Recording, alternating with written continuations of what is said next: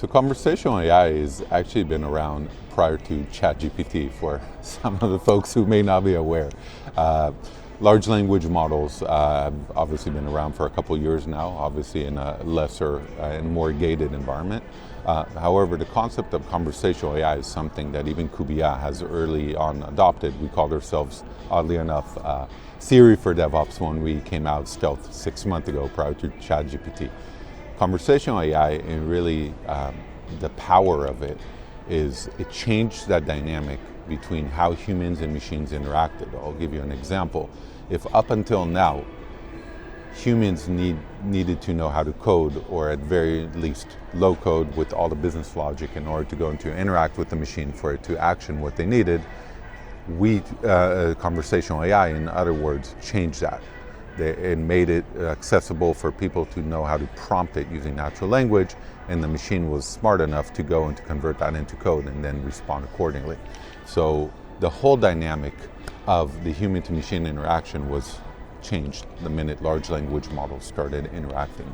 And that's a complete 180 degrees from the previous generation of chatbots, were typically intent-based and rule-based, and really were very one-dimensional, if you want to call it. And that's really what conversational AI, or powered by large language models, has really offered the industry. It is a rise. It's clearly the next generation of chatbots. If chatbots were popular 5-6 years ago, more on the previous generation of technologies that I referenced, now this has unlocked a lot of those capabilities and really made this a uniform layer for most applications in the future to interface with. So by virtue of using the concepts of multi-entity recognition, this is a way for the user to be able to give a more detailed prompt, and then the machine is smart enough to actually extract all of those different parameters within a sentence and serve it much more clearly with a lot more intent to the user, so they can actually go ahead and very easily action that without having to go through all the Q&A that otherwise a workflow would have required it to do, or with a form fill that they would have otherwise had to do. So that's one way conversational AI can really help the end user. Now let's talk about the operator experience. That's actually where Kubiya has a very big announcement in KubeCon this year. We've understood that the biggest pain point actually for the operators, platform engineers, DevOps, SRE teams, is implementing a new system. So it's not just necessarily getting rid of the toil associated with the end user experience, but what about prompting up a new internal developer platform or a new service catalog, and also creating workflows and maintaining those workflows. That's actually where Kubiya really comes into play here. The ability to use large language models trained on our own code to essentially go ahead and prompt using natural language. I want to go and create a Kubernetes workflow that rolls back a Kubernetes deployment. And it will go and draw it out in low code and really have all the business logic and all attributes baked into it. And all the user needs to do is fine tune it a little further with a little bit of a drag and drop interface, and create a workflow within minutes versus hours that otherwise would have had to do. You could also go and import existing workflows and then fine tune those even further.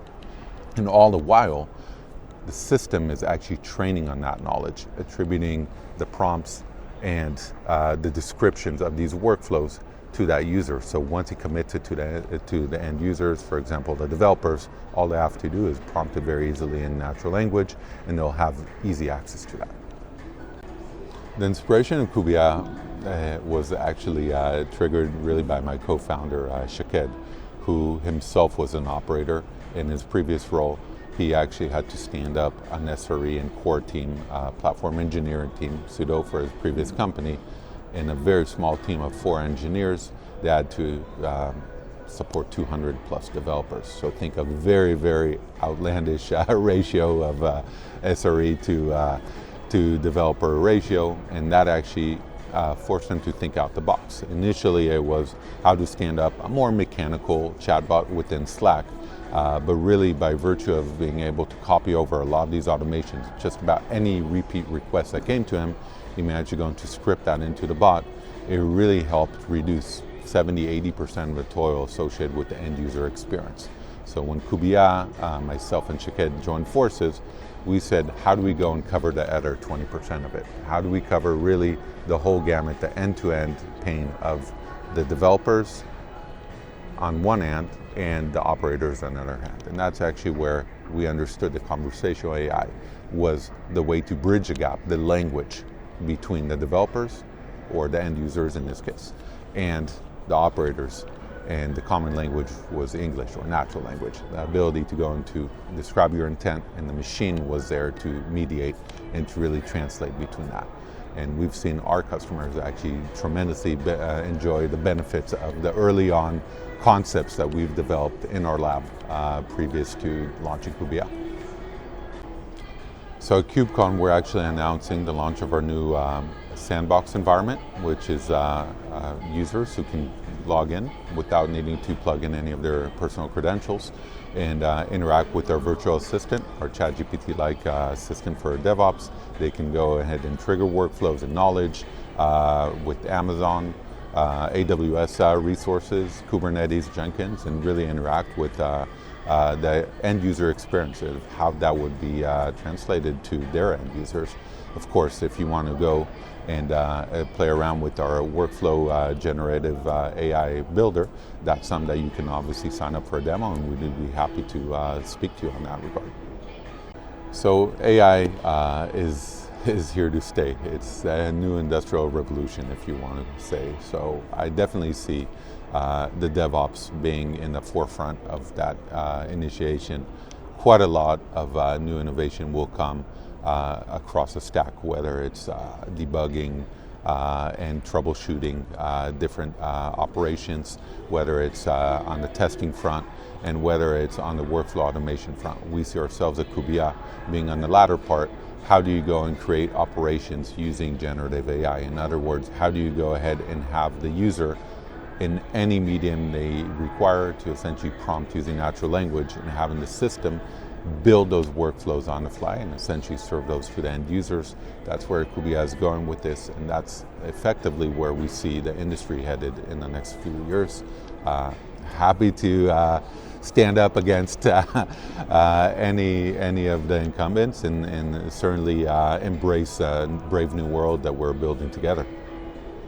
The other one is around the regulatory aspect of it. There's quite a lot of nuances involved, whether it's on decision making of the models and the hallucination rate that may be impacting some of the decisions around that. Also the aspect of data and governance, and of course security. So security is also a big piece of it. What's feeding these models? Can you fine-tune the models, and can you control some of these data inputs that will go into the decision-making engine? So a lot of these things are really in the early days. It's hard to really tell today where it's going, but certainly there's a roadmap to what are the 5-6 top issues that need to be addressed before this is going to become more ingrained in the enterprises. Our customers have been the biggest sounding board and advocates to the direction we've taken. We really have seen how the operators who've already introduced this to their users are very excited about the prospects of not being in the middle and in the loop at all times. Really the Q&A around throwing docs and throwing questions from the different knowledge bases of the organization at the users has been an easy win for them to introduce that to a larger audience in the organization. And of course, on creating workflows, the ability to go into really reduce that toil associated with scripting and sitting down and kind of trying to codify all of those gray matters that haven't been addressed in the organization by prompting the system. That's been a big value add and really an adoption of our system, and not having to have that same toil associated with off-the-shelf systems that they've previously attempted. So Kubiya has really addressed a lot of those, and we're very excited for the prospects of our future customers also embracing us in that respect.